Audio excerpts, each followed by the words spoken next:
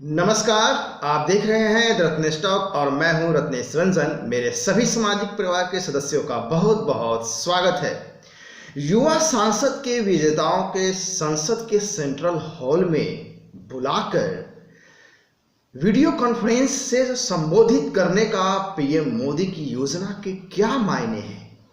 युवा दिवस के अवसर पर उन्हें स्वामी विवेकानंद से जोड़ने और भाषण में लगातार विवेकानंद को आदर्श के रूप में प्रस्तुत करने के क्या मायने हैं। आइए इस पर एक विस्तृत चर्चा करें। क्या पीएम मोदी ने भारत के युवाओं के लिए एक लकीर खींच दी है?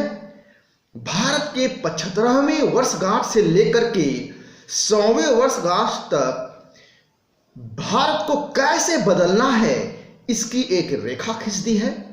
साथ ही साथ मैं बताऊंगा आपको कि मोदी ने आखिर इस संदेश में कौन सी बात कही है या कह गए।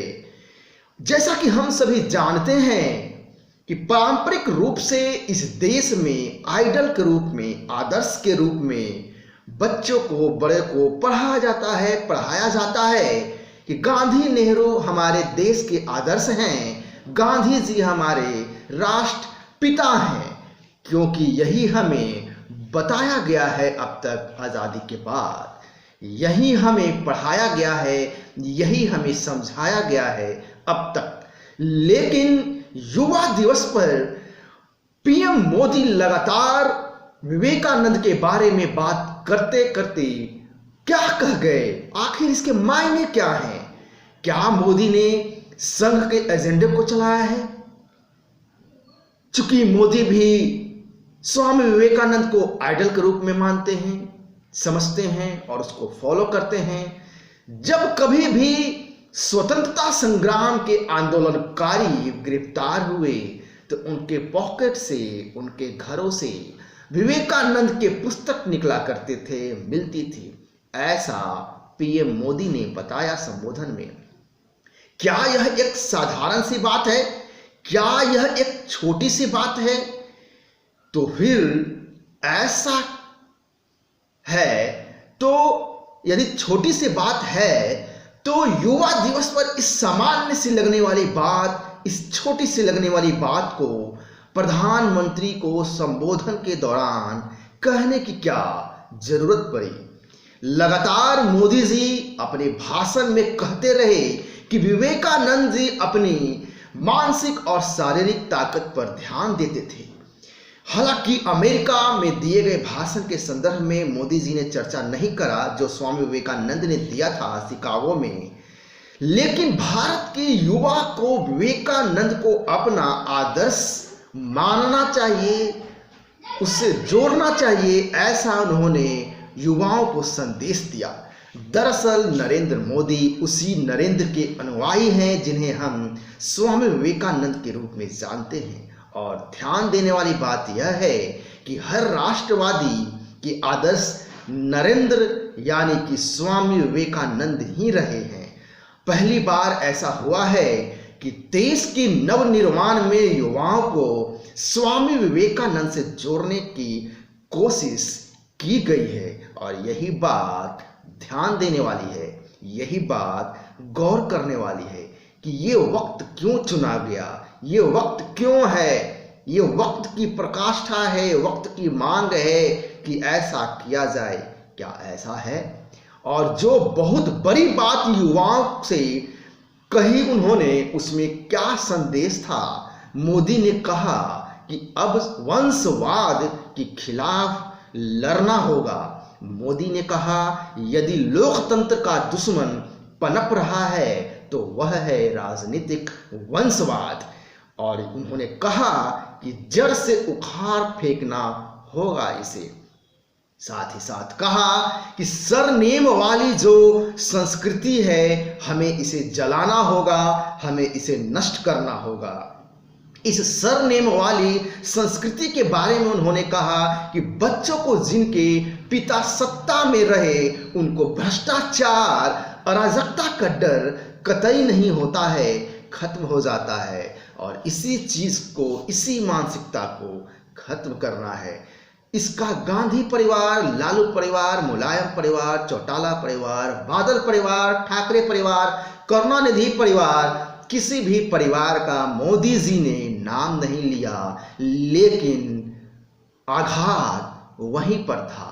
लेकिन जो संदेश दिया है, इस देश में जितने भी पॉलिटिकल पार्टी हैं, हर कोई क्षेत्रीय छत्र परिवारवाद की राजनीति के चुंगल में फंसा हुआ है।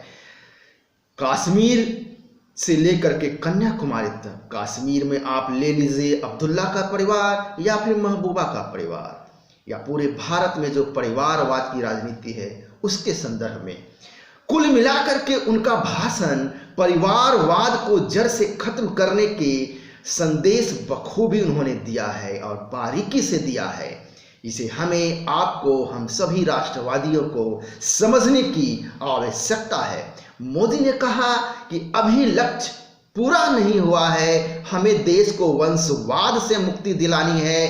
तो क्या पीएम मोदी ने यह प्रण युवाओं में डाल दिया है कि आपके आइडल, युवाओं के जो आइडल हैं, गांधी नेहरू नहीं बल्कि स्वामी विवेकानंद होंगे।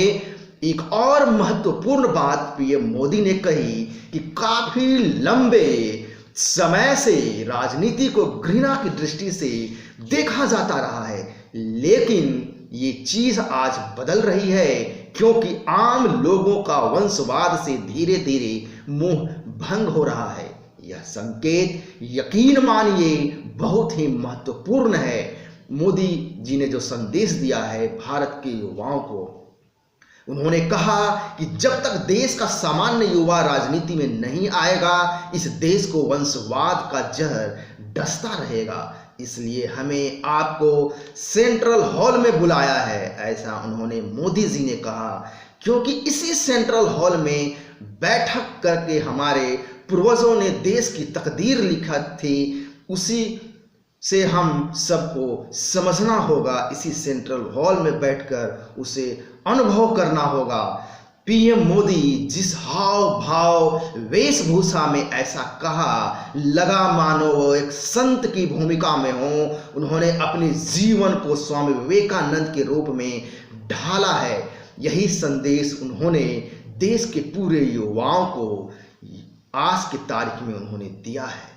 ऐसा लगा कि देश में जो परंपरा चली आ रही है, जबरदस्ती का आदर्श गांधी नेहरू को प्रस्तुत करने का, उसको बदलने की कोशिश की गई है। क्योंकि आज के युवा को बचपन से ही गांधी नेहरू को आदर्श के रूप में बताया जाता है, समझाया जाता है और दर्शाया भी यही जाता है। कुल मिलाकर के दो बातें रहीं इस युवा दिवस के संदेश पर कि पहला राजनीतिक वंशवाद को खत्म करना और दूसरा स्वामी विवेकानंद को युवा के लिए आदर्श के रूप में प्रस्तुत करना। संसद भवन के सेंट्रल हॉल में राष्ट्रीय युवा दिवस का संबोधन एक क्रांतिकारी बदलाव लाने का प्रयास था।